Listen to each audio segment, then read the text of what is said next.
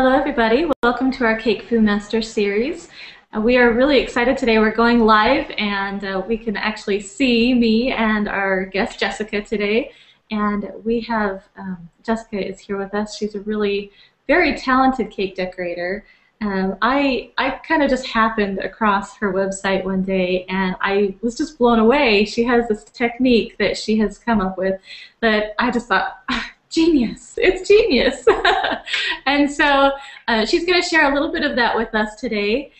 She actually has recently, just even today, she has kicked off and launched a video with a fellow website, Craftsy.com. I'm sure that you guys have all heard of Craftsy, and they have a bunch of really great training videos and things like that. A lot of really great names out there that they have brought in, and Jessica is now among the ranks of some of those, and she is going to talk about her video a little bit, talk about a little bit of what's in the video. That's what she's going to share today, a little bit of what's in, or the kind of stuff that's in that video, so that you guys can get over there and get that video. We are also, for you guys, one lucky listener today is going to be winning a free Craftsy video about of Jessica's, and so that'll be exciting. So stick around to the end if you want to get that. Let's see. All right, we'll go ahead and we will get on with the training portion. We're going to talk a little bit about you, Jessica, and a little bit about where you're from, and if I can get my screen to move, there we go. All right, so I guess just let us, go ahead, tell us where you're from, how you got to do what you're doing. You have a different kind of background as far as your education goes, so you want to explain how you got to where you are? I actually I went to college at Oregon State University, and I went into the program to do construction engineering. I have loved building since I was a kid. So that was kind of my passion, was to work on construction sites, and I love to coordinate and manage things, and so I thought that'd be kind of a perfect blend of my skills. And so I did 2 years in that program and really enjoyed it, but realized I didn't want to spend day in and day out on a construction site. That's just not where I'm willing to spend the time. And after working, with several construction companies, I decided I wanted to go onto the design side, which I love also. And so I switched over. They have a commercial interior design program there, and so I switched over and graduated from there and kept my minor in construction engineering. So, and then I got a job designing dental offices right out of college, and I have stuck with that since. I have really enjoyed working in that niche and with that industry. It's a really small, wonderful industry, and I've really enjoyed working there. So yeah, my background's in interior design, not decorating. It kind of shows in my case. I'm not a decorator per se. Like, I don't pick out pillows and curtains and knickknacks. I like the real architectural side of building and design. So I love floor planning and space planning and the colors and materials of the architectural elements. So that's kind of, it perfectly lines up with kind of my cake designs. It's usually very geometric, more streamlined, more clean, more architectural, I guess. I can definitely see that in your cakes. Yeah. Like, I don't do lots of flowers and swags and more of the decorating stuff that is beautiful, that I love. It's just not really my gifting, I guess. It's not where I'm passionate about, I guess. So yeah, so that's how I started. And then I married my amazing husband, and I worked for about 6 years before we had kids, and then I decided I want to be a mommy. So stayed home. I'd never even considered cakes until my daughter was 4, and she started to get into wanting to have a cool birthday cake, for her party. And so I thought I could do that. And at that time, all the Food Network challenges were pretty popular, and I'd seen them, of course. And so I decided I would make a cake for her. And so I got online and looked up a recipe for marshmallow fondant, and decided I'd try making it. And I made my first little cake, and it was, looking back, it's horrible. But it was my first start, you know, and you have to start somewhere. So Exactly. I had never really baked anything. I'm not a baker. So I bought a box of cake mix at the store and a jar of frosting at the store, and I used that for my cake, and it was all floppy and squishy and not at all what it is today. But, you know, it just shows you that you keep practicing, keep trying, keep learning, and, you know, things grow and change and become better. So, and that's been it. And I decided early on that I wouldn't have a business because I love my weekends with my husband. He works a lot during the week, so for me, that's our fun family time. So I decided that it wasn't going to turn into a business, which actually has been a huge blessing because I get to do the designs that I want to do, and I get to make cakes when it's convenient for our family, and then I get to I'm totally free to share what all the things I'm learning because I'm not, you know, competing for business. I can just be totally open with, hey, this works for me, you guys should try it, because there's nothing to lose, and I love to help people. So that's kind of how I started. That's great. You know, everybody has, you know, the way that they do things, and I think that, you know, having a business is for some people, not as, you know, not Yeah, for some. I mean, if I didn't have, you know, the kids and all the husband that worked so long hours, and you know, I also have my design business. So for me, I didn't need another avenue to make money, you know, as a stay-at-home mom. So I still continue doing some design work on the side, and so that kind of subsidizes that income that maybe I would be using the cakes for if I didn't have that design, you know, company. So it works out great. I'm happy. Great. Perfect. Perfect. And so your Craftsy video that you've released, that just today it's come out, you want to tell a little bit about that? Sure. So the Craftsy video is so full of so much information. It's hard to kind of tell you all about it. I'm so excited about it. I feel like it's a perfect blend of everything I have on my blog and what I've blogged about for the last couple of years. Everything good that I found in the world is in that video. And everything that worked for me, I'm just so open with sharing all of those tips and tricks and secrets. So from, you know, making fondant, I only usually use homemade fondant just because this is a ministry for me and I don't make money on my cakes.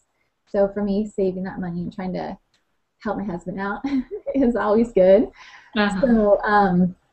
So I do the marshmallow fondant and modeling chocolate, and then I show 2 different ways of getting really sharp corners and smooth sides on your cake before you cover it in fondant. And then I cover a square cake and a round cake in fondant, and then I show you how to get really sharp edges on your fondant so it looks like all those amazing Australian cake makers that are phenomenal at that. But it's way less time consuming to do. As a mom, I've really tried to find tips and tricks and things that really save me time in the kitchen because I just don't have the time anymore with the 3 kiddos. So that's been my goal, is how can I do this more efficiently, how can I do it faster, and how can I do it better? So that's kind of where most of these tips and tricks have come from. So yeah, it's all about saving time, right? For me it is. And I get the kids thing. Yeah, you get the kids thing. You got twice as many kids as I do, so. Well, anything over 1, I mean, even 1 is a lot of work, you know. Any kids at all. Yeah, it's fun. I love it, but it's the season's very busy, and so we do what we can to make it a little easier, I guess. So. Yep. And then after I cover the cakes in fondant, I showcase that wax paper transfer technique that I came up with, and there's 3 different ways you can use that technique, and there's actually probably more ways than that, but there's 3 kind of general ways that you can use it to create pretty much any design you can think about and get it on your cake really, really easily and really cleanly. So, so I spend the rest of the class basically going through how to do that, and then making my signature flower and my bow. So, awesome. Yeah. Awesome. Well, and that transfer that you do, that's basically what we're talking about today, because that's how I found you, was through that. And I just when I saw it, I was like, oh my gosh, you know, why hasn't someone thought about this before? It's so, you know, it's perfect. Why? Yeah. So, you know, and you know, if someone did happen to think of it before you, they weren't sharing. So Right. Yeah, it was totally the Lord. I am so thankful that for my friend Summer, first of all, who gave me that design on that original cake, that gave me this complicated design. I mean, if it wasn't for that, I don't know if I would have came up with it right away. I'm sure eventually I would have, because I love graphics, and trying to get graphics on a cake is always really difficult. But that was kind of what started this whole process. Was I really wanted to try to figure out how to build a design on your work surface, you know, which is way easier than trying to build it on a vertical surface. So that's kind of how it all came about. that's right. It's perfect. It really is.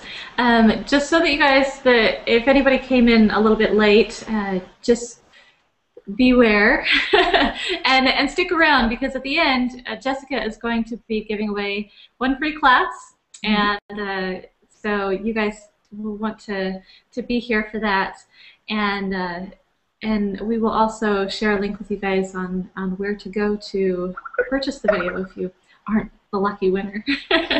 So, all right. So this is a picture of the cake that started the whole trend, the whole idea. So you want to explain how this came to be? Yeah, so she sent me a sketch. Summer's an amazing cake designer too, and a super close friend of mine. So we decided we would trade birthday cakes for our kids, because she throws these amazing parties that are amazing. And so she thought, well, if I don't have to make the cake, it would free me up to do all the decorations and all the other things that happen in the party. And so I was kind of the same way, although my parties aren't quite as crazy. But, you know, not having to worry about a birthday cake would be great. So she sent me this sketch for her daughter that she came up with for this fashionista birthday party she was doing for her. Adorable, by the way. The girls got to wear little modeling outfits and do a little runway. It was so amazing. So cute. So cute. So this design, it was the bottom design on that cake that you see in that picture. It has a vertical stripe, a pink and white vertical stripe that's laid on top of a different colored fabric, or a different color fondant, sorry. And so I kept thinking, well, how am I going to get those stripes on the cake and then cut the scallop out without damaging the fondant behind the scallop that I was cutting away? So I literally was sitting on my kitchen on a stool just going like this, how am I going to do it? And I always have wax paper and Crisco sitting around, so because I love those two products a lot for cake design. And I kept thinking, if I could just do it on my work surface and cut that scallop out and somehow get it on my cake, that would be ideal. And that's just kind of how it came to me. Again, I totally know that it was a God thing for me, but it just was this random thought, and I started to build all those stripes on my work surface, and I cut out the template that I had created. I create all of my designs in AutoCAD because of my design background, my business. I use that all the time. So I create that little scallop as a template and then put it on my stripes after I laid them all out and cut it out, and then was able to just stick it up on the cake like it was a sticker. So it was awesome. I was so happy. That is so cool. This design on this cake is just, it screams fashionista, and I love it. And I love that it was for a little girl's birthday party. That is just so fun. Yeah, she's really talented. It's so fun to share ideas back and forth and to work through designs together with her. So fun. All right, so here is the way that the way that you do your transfers.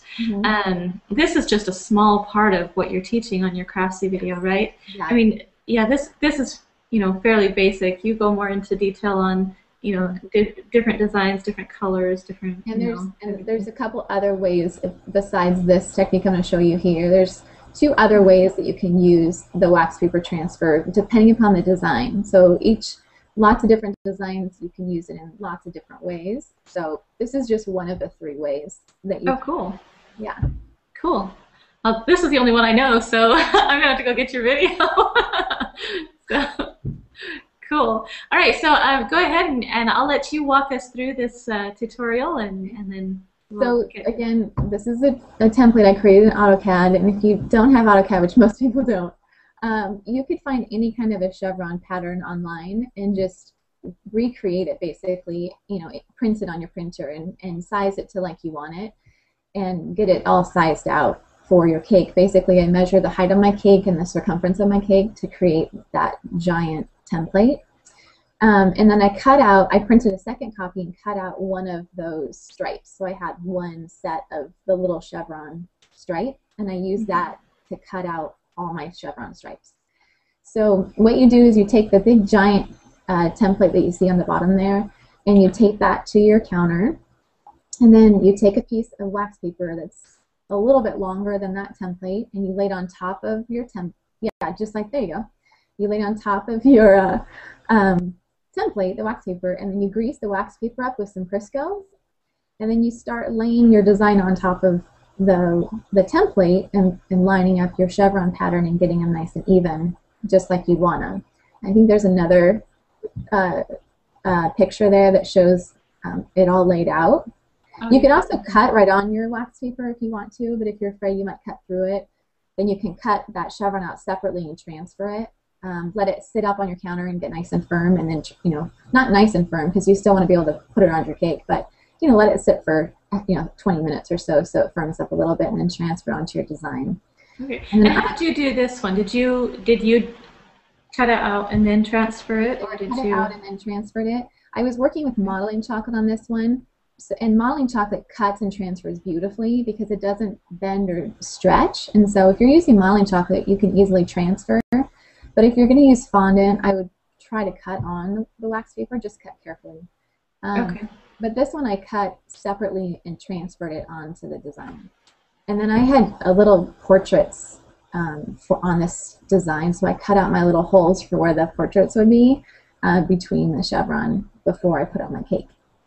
I'm not sure if I put that on the... Well, I think it might be in the final image of the cake, if I sent you that, hopefully. Let me make sure I did get it. You can keep going, and I'll go look for it.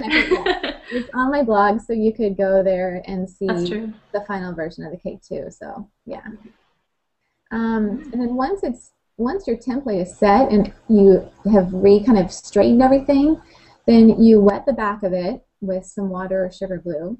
And then you line up the bottom of the template with the bottom of the cake, so you have to kind of turn the template around. And then you just kind of flip it up and you wrap it around your cake like a big sticker. And then you press it with a fondant smoother and you peel that fondant or that wax paper off, and it should leave your design on there really close to being perfect. I mean, there's always a little bit that gets shifted or that can move, but again, super easy to go back and just, fix a few of those areas that need to be corrected. So. But yeah, that's as simple as it is. And again, it would take you so much longer to do this by hand than working on your work surface and applying it all together. It just saves so much time. Yeah, I did a chevron cake at one point, and let's see if we have that final picture. Oh, there's peeling it off. Peeling it off. What happened? What do you do if it starts to pull away? Is there and it, maybe it starts to sag as you're pulling it away? Is there anything to... Like if when you're pulling the wax paper away, it pulls the fondant away with it? Yeah. As long as you've got a good, either water or sugar glue in the back of that, what I'll do is I'll get it, after you get up on your cake and you wrap it around, before I peel the wax paper away, I'll make sure I really press that design onto my cake. Use a fondant smoother if you want to. And you can even let it sit there for a few minutes to make sure that it's adhered. And then you slowly start peeling that wax paper around. And I just do it super slowly so I can kind of see what's happening as I'm moving it. But it doesn't happen very often. One of the biggest tricks, though, is keeping your medium really thin. The thicker that your design is, the heavier it becomes, and the more chance it could fall off the wax paper. So you really want to keep your design, your medium, really thin so that it's nice and light. Good. Yeah.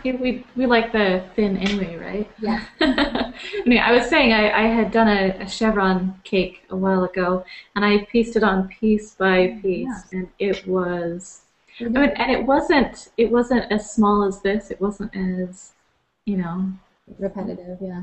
Here we go. I didn't get. Let me go back really fast. Oh, okay, you can snag it off my blog and throw it up there if you want. Yeah, I can grab it from, I'm on your blog right now. Huh. Yeah. Okay, I'm going to screen share this. I don't know how well you guys will be able to see it. I did this cake for my friend who adopted a baby from Africa. So it was so sweet. Such a beautiful, beautiful party. And oh, here I am. Okay, let me pull this up for you. Here's the finished product. there you go. So you guys can see that. And that's Jessica's blog right there. So Jessica, or Jessica Cakes at Blogspot. Yeah. Or Jessica Cakes blog at blogspot.com, right? Yep. Yeah. And we'll actually have a link to her website on CakeFu later on today. We'll share the recipe that she's going to share. So this right here is the cake that went with it. So you can see in the pattern how it had the circles, the gaps in it. That's what she put on there. And I love the giraffes. It's just so cool. It was so cute. The little black giraffe in the middle. Oh, I love that. How it's the white giraffes and the little baby black giraffe. So yummy. Oh, so sweet. And did you put writing in the middle of that? Yeah, there's a verse in there that had really carried them through this whole adoption journey. It was a verse that was really special to her heart, and so I put that verse in there, and then each of the little portraits around was an African animal that had one of his names in the animal. He had, I think, 5 different names because of his American name and then plus his African names that he was given. So they kept some of those names, so his name's really long. So I made a portrait for each of his names with the animal that kind of was from his area. So yeah. How cool. That's what I love about this, doing this as a ministry for my friends. I get to just make stuff so personal for them, and I love making my friends cry. Isn't it fun? In a good way, you know. It's just so, I love touching their hearts. It's so much fun. Let me get back to our tutorial here. There we go. I'm back. So sorry I didn't get that picture up for some reason. No worries. But you guys all got to see it. Yeah. So okay, and I guess we'll move on to you're sharing a recipe with us today, which I think is kind of appropriate because you've got a yellow cake here today. I noticed that too. And maybe that was your inspiration. You were looking at it while you were thinking about your recipe. I don't know. No, it's near and dear to my heart. So you know what? what? One of my good friends' favorite recipe too. So. Oh, that's funny because one of my best friends growing up, our favorite thing to make together, we would go over to her house and we'd make lemon bars all the time. Yeah. So fun. So anyway, lemon bars with cream cheese. That's cream cheese. That's kind of the trick for me. I love lemon bars, but when you add the creamy filling in there, yum. So good. So good. Okay, so just so that you guys know, you don't have to, frantically scribble this down. I will be putting it up on our blog. So you can go and get the recipe a little bit later on today. But do you have a story that goes along with this, or just that it's... No, I kind of just forgot how much I love lemon bars until my friend Jen, I found out she loves lemon bars, and so I made her some for fun, I think, one day. I don't remember why I made them for her. And she flipped out about them, and I have made them ever since because they're so yummy. Well, good. My husband, he's a huge lemon fan. He would prefer lemon over chocolate any day, and so that's our kind of staple. In fact, my daughter's birthday cake this weekend is a lemon birthday cake. So kind of awesome. So yeah. Yum. I do like lemon. So I like chocolate too, though. So yeah, I do too. I like dark chocolate. Yes, dark chocolate's good. Very good. Okay. Well, let's move on to our questions. Let's see. Sorry, hang on just a second.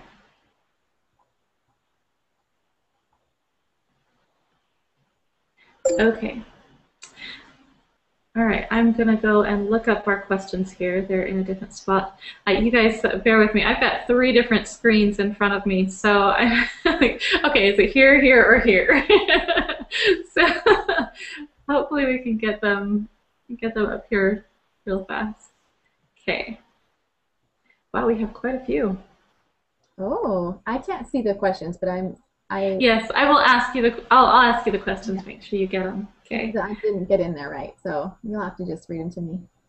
Okay, here's a good one. Let's see. Jenny Spalding is asking, well, first she says, "You are amazing." And then she says, "What are your absolute must-have tools?" Okay, so I do have a few of these. My favorite tool is my quilter's ruler. It's kind of random. I should show it to you. Hold on, it's right over here.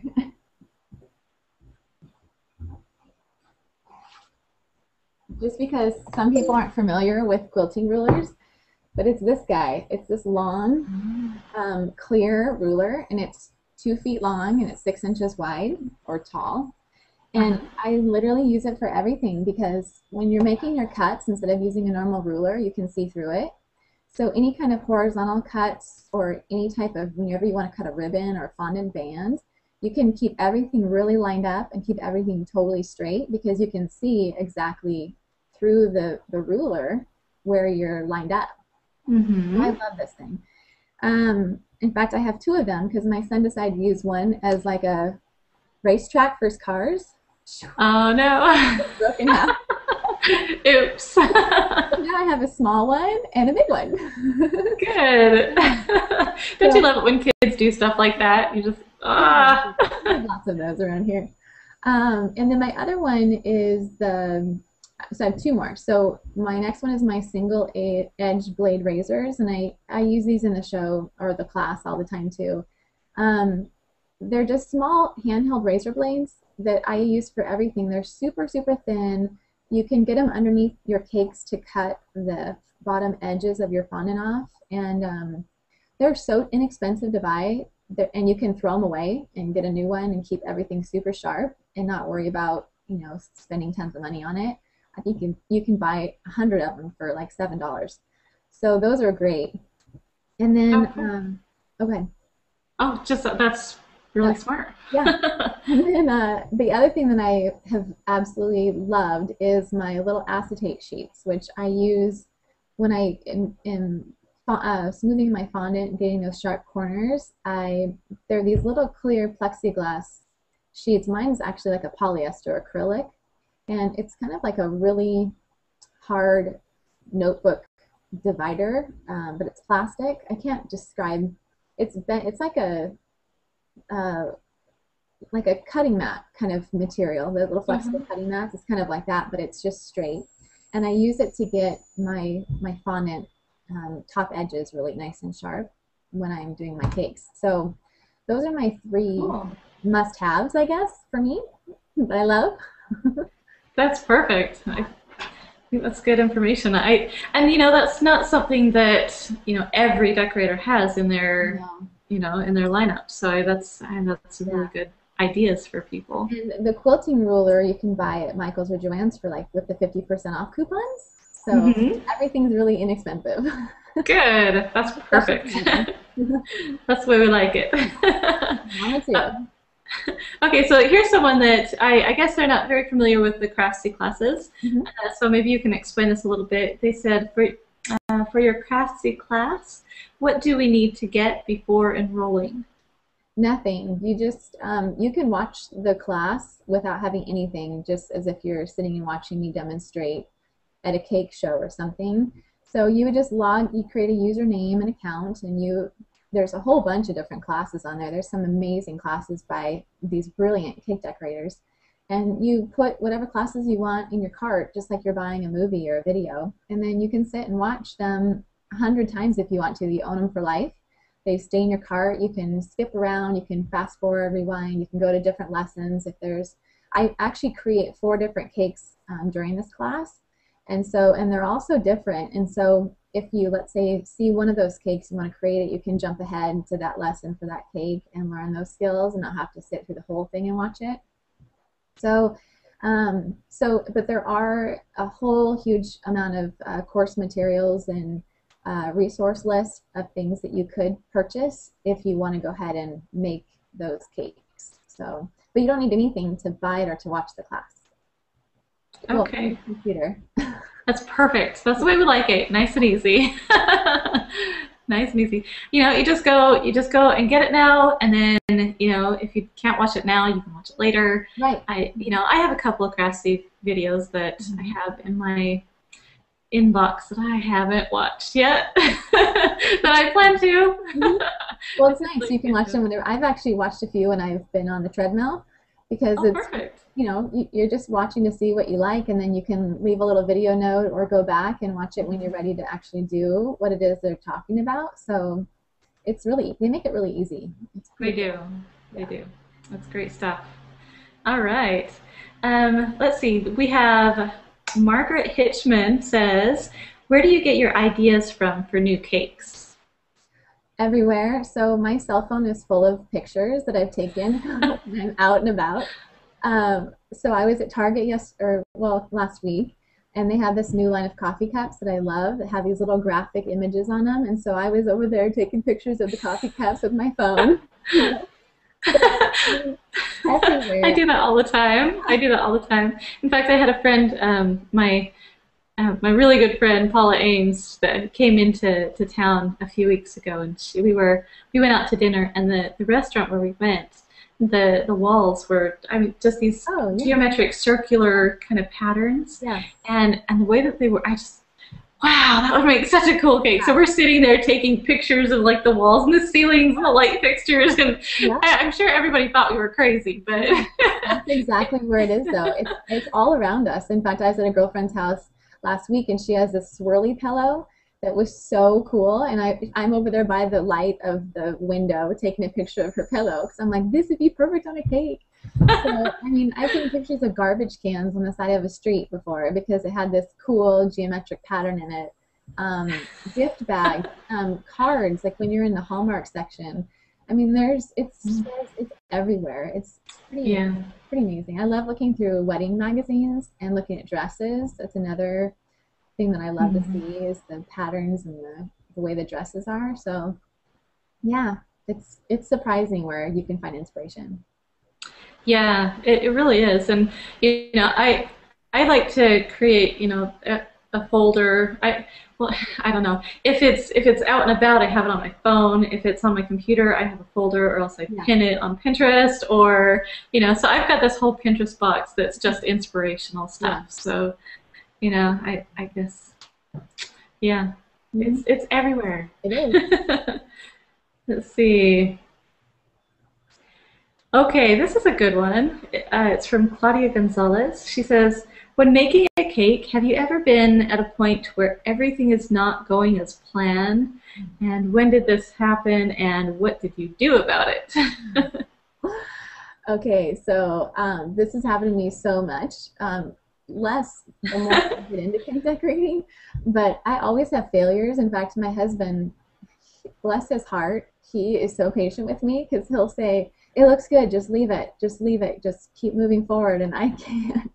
I'll have to redo something, to make it right. But actually, just recently, in fact, some of the cakes I made for the show, for the class, the Craftsy class, I had to cover 16 tiers of cake for that class, because I had to decorate a complete set of cakes, and then I ended up shipping, a set of blank cakes. Basically, they just had fondant covering on them.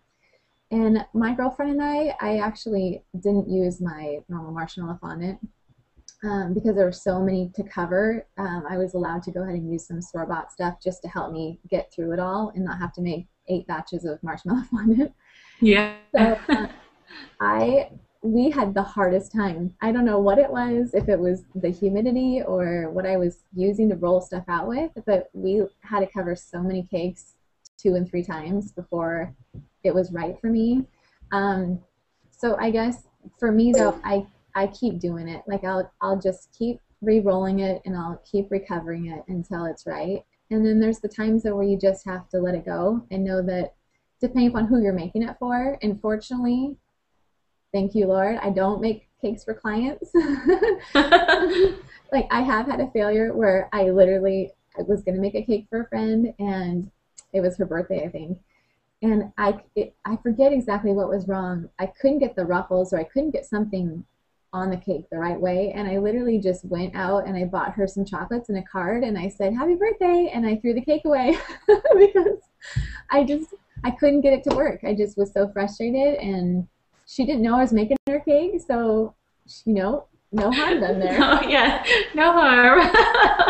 So, hey, that works. yeah, I mean, I have been there, and that's really why I started my blog, was because I had so many failures early on that it was so frustrating for me. And once I'd find a solution to the failure, I'd want to share it because I want people to not have to go through the same failures and spend the kind of money and time that I spent learning, because I'm totally self-taught. So there's a lot of failures there.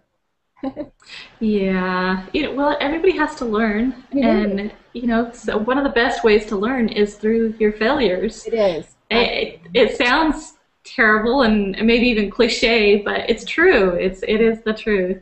It is. We learn from our mistakes. We do a lot more than we learn from our successes sometimes. That's very, very true. Very true. Okay. Here's one on buttercream. Someone is asking, I'm wondering to know what kind of buttercream is better to use in cakes and what you recommend to use. Do you have a specific type of buttercream?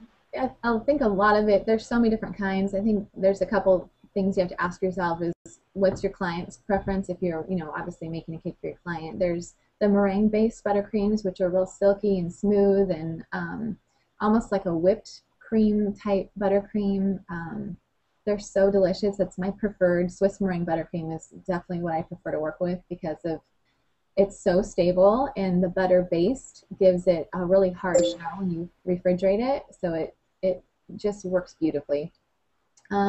If you're not going to cover your cake in fondant though, and you want to have a really beautiful buttercream finish, then a crusting buttercream, might be a good choice because it's a little easier to get nice and smooth, and you can decorate with it without maybe damaging it as easily as a meringue-based buttercream.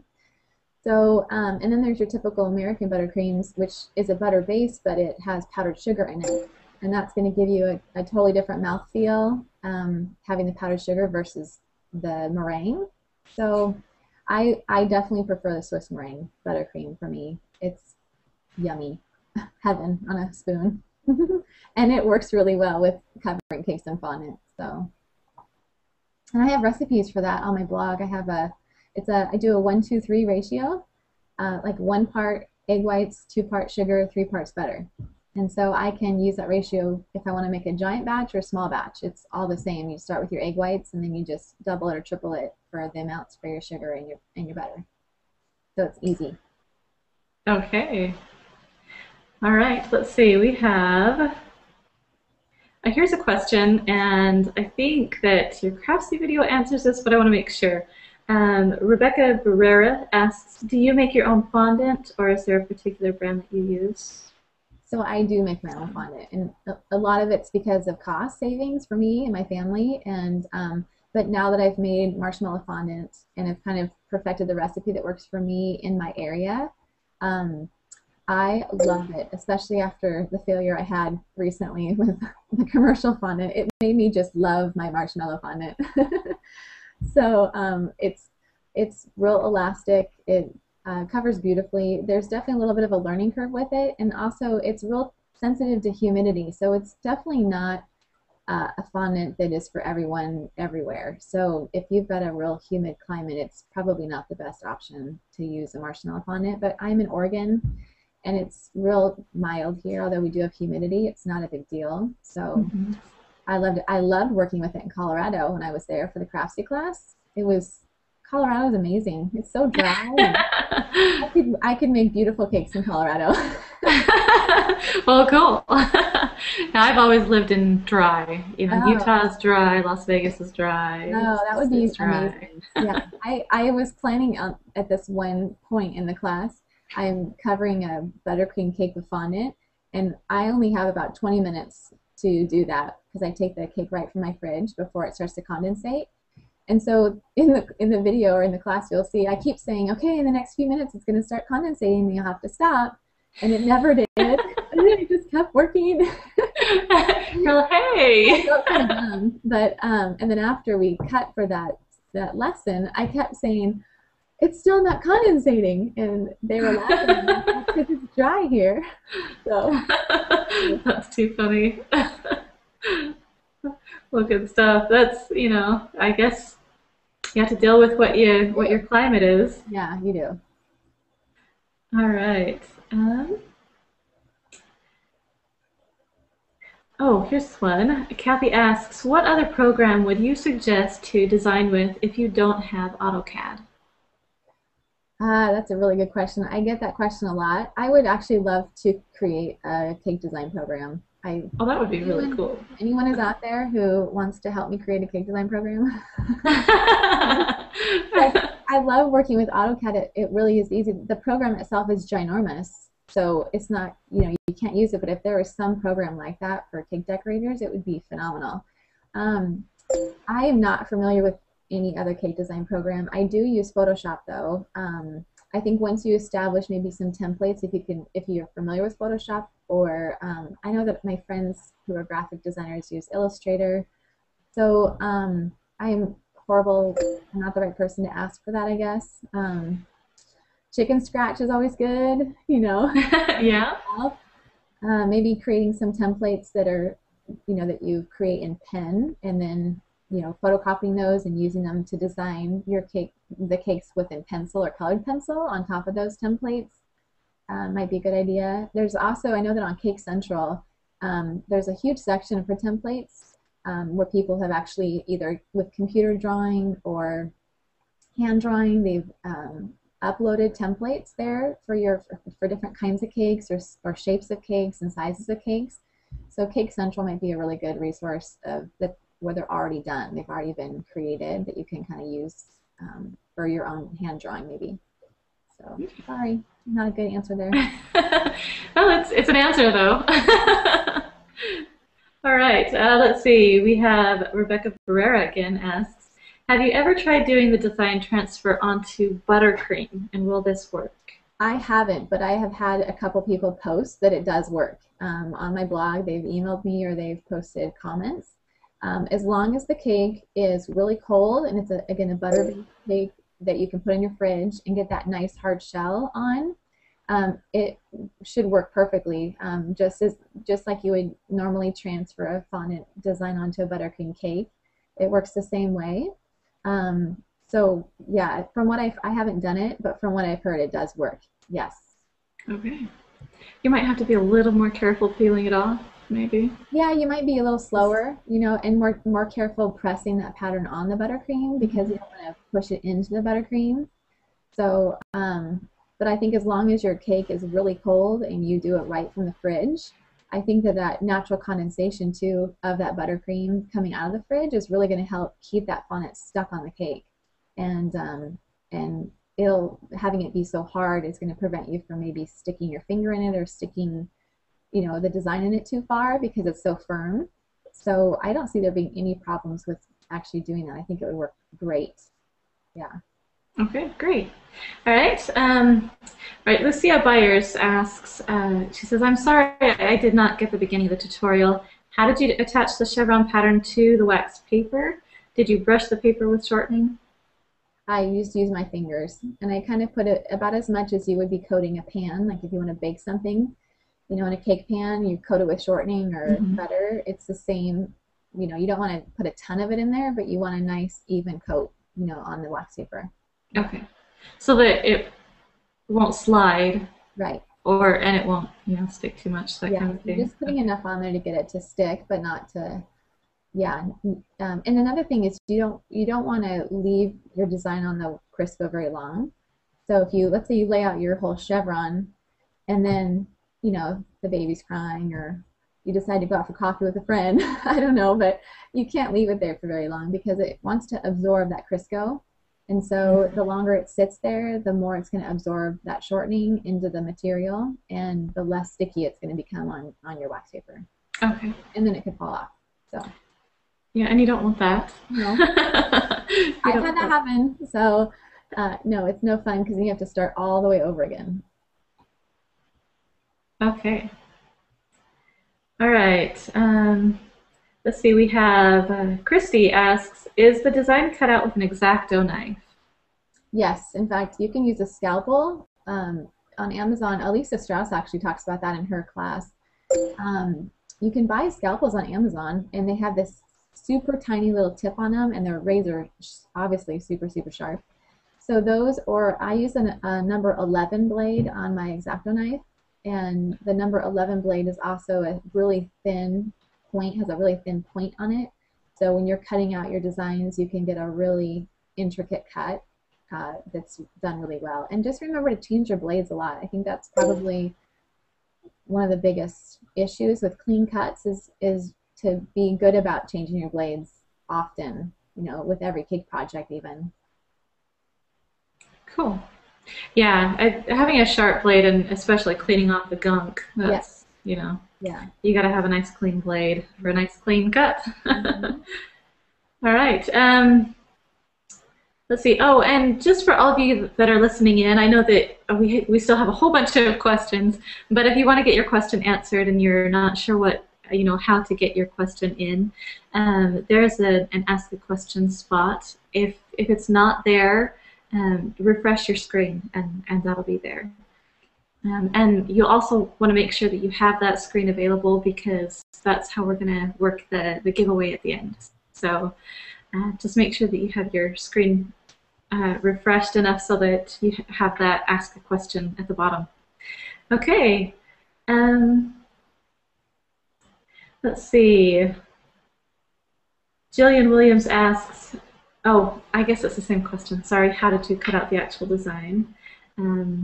Let's see. All right, when you use this method with letters or intricate or word designs, do you print your design reverse? Yes. So Okay. when you're laying it down, that's a great question. When you're laying it down, your design is going to be whatever's laying against your countertop is the front. So when you go to flip it up on the cake, that's the whatever's sticking to the wax paper is what's going to be seen from the front. So you do need to make sure and double check and triple check that the way that you've laid your design out, it needs to be backwards if you're going to do lettering and stuff, so that when you flip it over, it comes out correct. I think it's backwards. It is opposite though. It's either mirrored or it's backwards. I'm trying to figure out which one it is now. But yeah, it's not normal, so it won't be. Yeah, you have to do it like opposite, Yeah. right? Yeah. So that when you put it on, it's Yeah. okay. Yeah, All because right. it'll mirror it, I think is what it does. Because if it's this way on your cake, it's going to end up going backwards like this. So, yeah. Okay, we have someone say, um, says, I love your cakes, so beautiful. Can you please share how you get such a clean edge on the bottoms of your cakes? So I show that in the class too. That's why I love those single edge blade razors. I put my cakes up on a pedestal or something that's smaller than the diameter of the cake. And I get that blade in there and I put that blade around the bottom of the cake so that you've got a really precise cut. And then I'll take it off that pedestal and put it back on my work surface and continue to work on it. So, but getting it up off your counter is the trick for that. And getting it onto a smaller surface so that you can get underneath the edges of that cake, that's the trick. All right. Okay, here's a question from Sylvia. Sorry. From Sylvia. She says, your wax paper technique is great. Will the shortening leave a shine on the chocolate? Do you do anything in order to achieve a nice matte finish? Also, do you have a favorite recipe for the modeling chocolate? So it does leave, the shortening does leave a satiny finish on your cake. The longer that it sits there, the more it absorbs and the less satiny it looks. And also, depending upon the color, if it's a dark color, it's going to look a little bit more shiny than a light color would because it just reflects more light. But after I put my design on and I peel that wax paper off, I will use a little tissue or a Kleenex or a Q-tip, and go around and kind of buff that out. After I know that the design is set and it's not going to move around, you can wait, you know, a little while to do that. And the more that you wipe it and the more that you kind of buff it out, then the less shiny it is. And so, but it does, I don't know if you could call it matte. It's more of like an eggshell, you know, real, more of a satin finish is what you end up getting. It's, I actually really like it. It looks really clean because there's no cornstarch, there's no fingerprints. It really makes the finish look really beautiful. Okay, perfect. Let's see. We'll have to pick just one or two more questions and then we'll have to be done. So let's see. Here's a good one from Kelly. Where do you purchase the acetate sheets that you use for your fondant? So I purchased mine in an art supply store here in town. They have acrylic or polyester or acetate sheets. The thickness, hold on 1 second.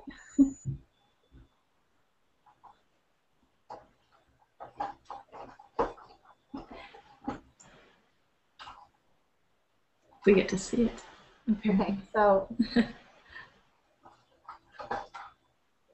this will be hard to see, but I think it's like 0.2 or 0.02. Again, I don't have it anymore because I peeled my sticker off these, but it's like the cover of a report, like a report cover. That's what I was trying to think about. So it's bendable, but it's nice and stiff. And the great thing about it is that you get the straight edges, which my fondant smoothers have the rounded edges. So for me, the straight edge is really key. And whether you use an acrylic smoother, there are some smoothers out there that have that straight edge. It's just that straight, flat edge that you really want. So I found mine in an art supply store. There's actually a link in the course materials or the class materials for an online company where you can get them from. They've been out of stock for a while. I think when I first posted my video on YouTube months ago, they went out of stock really quickly. In fact, they sent me an email that said, "Hey, thanks for sending people my way." So I'm not sure if you can still get it from that company, but there's a link in my blog for the sheets, and then the info also is in the class materials too. So, or like I said, your art supply stores should have them, or hobby stores even. So I just call around. All right, perfect. The name of the video, by the way, for all of you, is Clean and Simple Cake Design. So that's the video. And now you guys all know where to go to get it, because that's where you go to get it. And so yeah, I definitely think you guys should go and get this video. I'm going to, because there's a lot of stuff in there that I want to find out, especially those 3 techniques. There's this one, and then you said 2 other different methods of. So yeah, I have actually used this method that Jessica has shown us. I've used this, and I love it. I think it's awesome. So I can't wait to see what else you have. So Yay! Yay! Well, so thank you so much, Jessica. This is fun. I love to share and love to help you guys out. So it's fun for me to be able to do that. So thank you. Yes, thank you. Thank you so much. And for all of you guys out there listening, we will be doing our regular scheduled CakeFu training next week also. So, boy, we're going to just have some fun here. We've got lots of it coming. All right, so I guess we will see you guys all next week. Congratulations, Jessica, on your Craftsy videos. I hope they do well for you. And I guess I hope to work with you another time. You've been really fun. Thank you. I appreciate your time. Thanks, everyone. Yeah. Okay, bye. Bye.